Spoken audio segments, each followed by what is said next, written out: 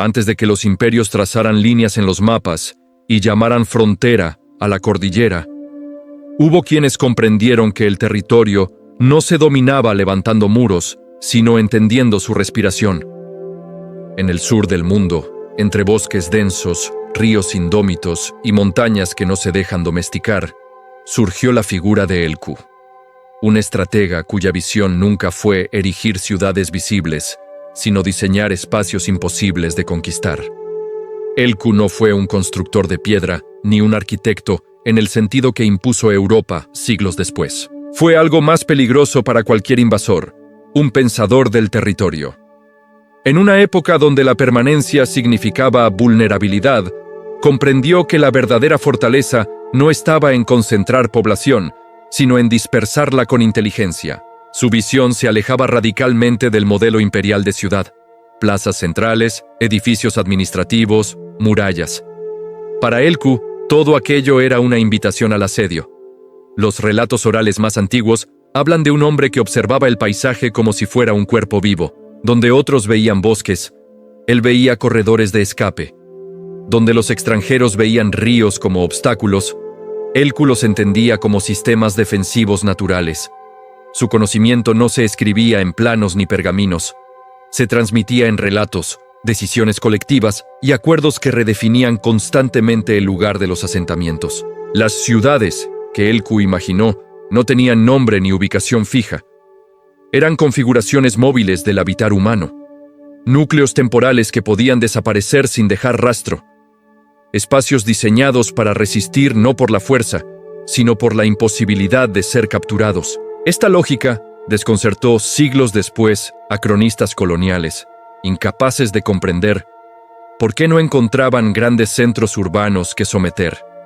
En su visión, la soberanía no dependía de levantar algo eterno, sino de saber cuándo moverse. Elku entendió que el invasor necesitaba objetivos visibles, capitales que tomar, símbolos que destruir. Al negarles eso, estaba negando la victoria misma. Así, cada asentamiento era pensado como parte de una red mayor, invisible, interconectada por rutas conocidas solo por quienes pertenecían a ese mundo. La cordillera, lejos de ser una barrera, era el eje central de su pensamiento. Nos separaba, articulaba, permitía reorganizar comunidades, redistribuir recursos, confundir al enemigo. Las alturas, los pasos ocultos, los valles cerrados, formaban parte de un diseño estratégico que nunca necesitó ser construido porque ya existía en la naturaleza misma. Elku no dejó ruinas, no dejó ciudades para ser excavadas, y precisamente por eso su legado fue tan difícil de borrar. Mientras los imperios avanzaban buscando someter territorios visibles, se enfrentaban a una estructura que no podían comprender. Un urbanismo sin ciudades, una arquitectura sin muros, una planificación que vivía en la memoria colectiva. Este fue el mayor acto de resistencia: pensar un mundo que no pudiera ser conquistado porque nunca se ofrecía como botín. Y en esa idea radical, profundamente ancestral, Elku se adelantó siglos a cualquier teoría moderna sobre resiliencia territorial. El pensamiento de Elku no surgió en el vacío. Fue el resultado de generaciones que aprendieron, a través del conflicto y la observación, que la permanencia podía ser una condena. En un mundo donde los ejércitos avanzaban marcando su dominio con ciudades fuertes y caminos rectos, el pueblo mapuche desarrolló una lógica opuesta: la del territorio vivo, mutable, imposible de fijar en un mapa definitivo. Elku recogió ese conocimiento disperso y lo llevó a un nivel estratégico superior. Las crónicas tempranas, incluso aquellas escritas por enemigos, revelan una constante frustración: la incapacidad de localizar centros de poder estables. Los invasores buscaban capitales que conquistar, líderes encerrados en palacios, depósitos que saquear. Lo que encontraban era vacío. Asentamientos que parecían abandonados, rutas que se desvanecían, comunidades que se replegaban sin colapsar. Aquello no era improvisación, era diseño. Elku comprendió que una ciudad fija no solo concentra vida, sino también muerte. Sabía que los muros atraen asedios y que las concentraciones humanas se transforman en objetivos inevitables. Por eso, sus ideas nunca apuntaron a levantar grandes núcleos urbanos, sino a organizar el habitar humano como una red flexible. Cada loft, cada conjunto familiar, funcionaba como una célula autónoma, capaz de sostenerse por sí misma, y al mismo tiempo, integrarse a una estructura mayor cuando era necesario. Este modelo no dependía de edificios monumentales, sino de acuerdos sociales, conocimiento del entorno y control de los ritmos del desplazamiento. Elku pensaba el territorio como un tablero dinámico, donde la ventaja no estaba en ocupar espacios, sino en saber abandonarlos a tiempo. Así, la retirada nunca fue una derrota, sino una maniobra más dentro de una estrategia de largo aliento. Los ríos eran utilizados como líneas de defensa naturales. No se los cruzaba al azar. Se los conocía en sus crecidas, en sus bajadas, en los puntos donde el paso era posible solo para quien había vivido allí toda su vida.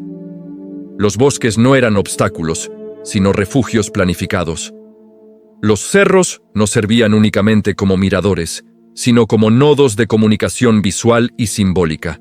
Todo estaba integrado en una concepción del espacio donde cada elemento tenía una función estratégica. Elku entendía que la invasión no era solo militar, sino también cultural. Sabía que imponer ciudades era una forma de imponer una manera de vivir, de concentrar población para controlarla, de romper las relaciones ancestrales con el entorno. Frente a eso, su propuesta era radical: preservar la autonomía evitando la sedentarización extrema. No porque el pueblo mapuche fuera incapaz de construir, sino porque decidió no hacerlo de la forma que el invasor esperaba. Las llamadas ciudades no construidas fueron en realidad escenarios posibles, diseños mentales transmitidos oralmente que indicaban dónde reagruparse en tiempos de peligro, cómo redistribuir a la población, qué rutas seguir para no ser alcanzados. No existían en piedra, pero sí en la memoria colectiva. Y esa memoria, a diferencia de una ciudad, no podía ser incendiada ni saqueada. Este tipo de planificación desconcertó profundamente a los poderes coloniales. Sus estrategias dependían de mapas, catastros, centros administrativos. Frente a un enemigo que no dejaba huellas permanentes, sus avances se volvían lentos, costosos y, muchas veces, inútiles. Cada victoria aparente se diluía cuando el territorio volvía a poblarse de formas inesperadas. Elku no fue un caudillo aislado ni un genio solitario. Fue el reflejo de una inteligencia colectiva que entendió antes que nadie que el control del espacio no siempre se ejerce ocupándolo. A veces, la mayor forma de dominio es saber desaparecer sin desaparecer del todo. En esa lógica, cada decisión sobre dónde vivir, cuándo moverse y cómo reorganizarse era un acto político de primer orden.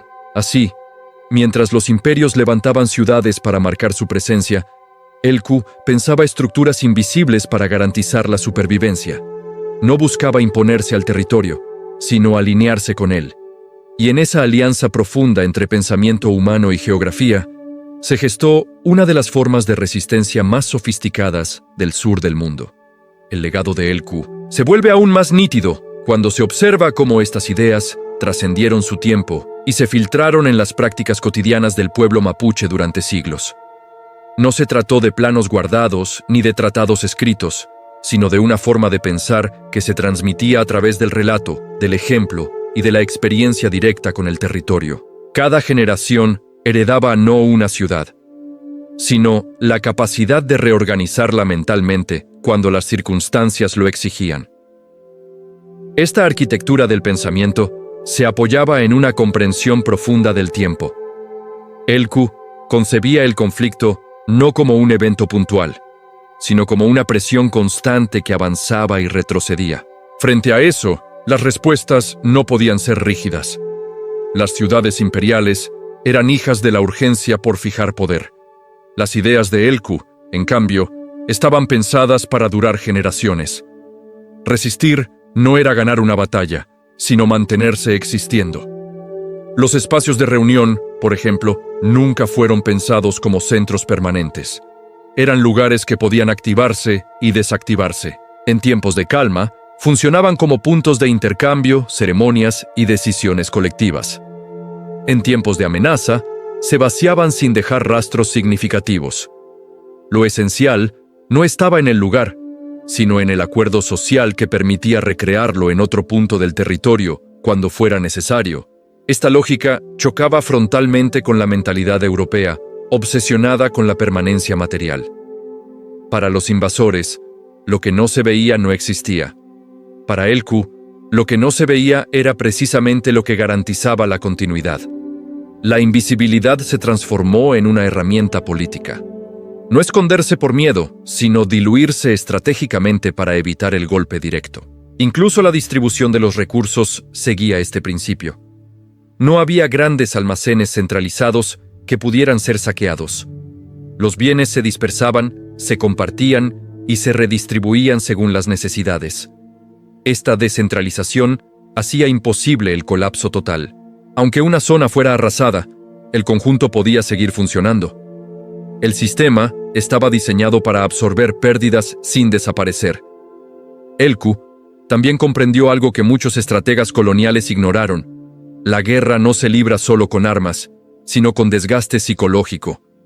Un enemigo que no ofrece una victoria clara agota al invasor. Marchar durante meses para encontrar pueblos vacíos, perseguir sombras, reconstruir una y otra vez lo que parecía controlado, terminaba minando la moral y los recursos. La resistencia mapuche no siempre se manifestaba en enfrentamientos abiertos, sino en la imposibilidad de ser dominados por completo. Con el paso del tiempo, estas ideas se integraron tan profundamente en la forma de vida que dejaron de percibirse como estrategias conscientes. Se volvieron costumbre, sentido común, tradición. Y es precisamente ahí donde radica su fuerza. Cuando una forma de resistencia se naturaliza, deja de depender de líderes específicos. Puede sobrevivir incluso cuando los nombres se olvidan. Elku, como figura histórica, se diluye entre relatos, pero su pensamiento permanece activo en la estructura misma de la relación mapuche con el territorio. Cada decisión de asentarse, cada movimiento, cada repliegue, lleva algo de esa visión original. No es una arquitectura de muros y torres, sino de vínculos, memoria y adaptación constante. Así, mientras las ciudades coloniales envejecen, se deterioran o cambian de función, las ciudades no construidas de Elku siguen existiendo en potencia. No necesitan ser reconstruidas porque nunca fueron destruidas. Permanecen como una posibilidad latente, siempre listas para reaparecer cuando el contexto lo demande. Con el paso de los siglos, el verdadero alcance del pensamiento de Elku comenzó a revelarse no en lo que fue visible, sino en lo que nunca pudo ser borrado. Mientras los mapas coloniales se llenaban de nombres impuestos, líneas rectas y fronteras artificiales, bajo esa capa escrita persistía otra organización del espacio, silenciosa pero intacta. Elku había entendido que el territorio no se pierde cuando se lo ocupa, sino cuando se olvida cómo habitarlo. Las ciudades europeas, levantadas con la intención de durar para siempre, terminaron convirtiéndose en símbolos de un poder frágil. Dependían de rutas, de suministros constantes, de una autoridad central que debía ser defendida sin descanso. Las ideas de Elku, en cambio, no requerían mantenimiento material. Su arquitectura no se erosionaba con el tiempo porque estaba hecha de conocimiento, de memoria compartida y de una relación íntima con la tierra. Allí donde no había muros, no había nada que derribar. Esta diferencia explica por qué, pese a campañas militares devastadoras, el pueblo mapuche nunca fue completamente sometido. Cada avance imperial parecía definitivo, pero siempre resultaba incompleto. El control territorial era superficial, temporal, sostenido por la fuerza y no por la integración real. Bajo esa ocupación, seguía operando una lógica distinta, una forma de organización que no podía ser registrada ni controlada del todo. Elku anticipó, quizás sin nombrarlo, un principio que hoy resulta evidente. La rigidez conduce a la ruptura. Los imperios, incapaces de adaptarse con rapidez, terminaban colapsando bajo su propio peso. En contraste, un sistema flexible, distribuido y profundamente conectado con su entorno, podía resistir incluso las presiones más prolongadas. No se trataba de vencer al invasor en el corto plazo, sino de sobrevivirlo. A medida que las generaciones pasaron, las ciudades coloniales crecieron y se transformaron en centros de poder administrativo. Sin embargo, también se volvieron puntos de conflicto permanente. Allí se concentraban las tensiones, las desigualdades y la violencia. Las comunidades mapuche, siguiendo la lógica heredada, continuaron moviéndose, adaptándose, reorganizándose, sin perder su identidad. No necesitaban grandes construcciones para saber quiénes eran ni dónde estaban. El pensamiento de Elkú cobra hoy una relevancia inquietante. En un mundo que enfrenta crisis climáticas, colapsos urbanos y desplazamientos forzados, la idea de ciudades resilientes, no centralizadas y adaptables, vuelve a emerger como una necesidad urgente. Aquello que fue desestimado como atraso o falta de desarrollo, aparece ahora como una forma avanzada de planificación territorial. Las ciudades no construidas de Elkú no fracasaron. Simplemente no necesitaban existir en piedra para cumplir su función.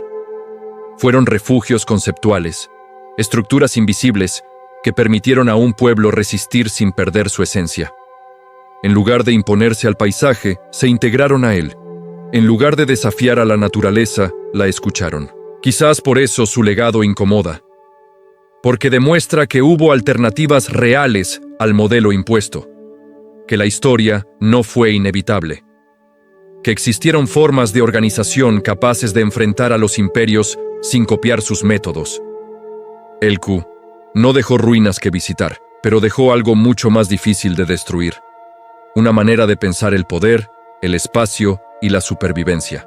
Y mientras las fronteras sigan cambiando y las ciudades sigan cayendo o transformándose, esa arquitectura invisible continuará latente, recordándonos que la verdadera resistencia no siempre se ve. A veces, simplemente permanece, esperando el momento exacto para volver a desplegarse.